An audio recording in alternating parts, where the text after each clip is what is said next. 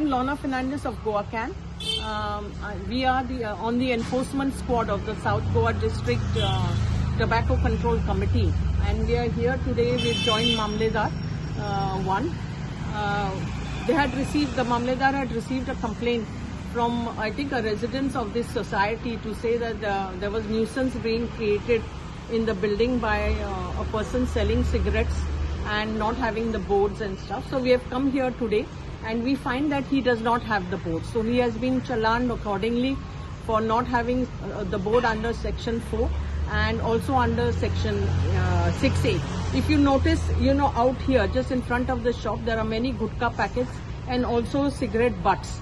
So he's saying that he's not allowing people to sell it, but people are coming here after hours and creating nuisance. So we have told him if he finds that that's happening, he should call the police on the emergency number and they can take action.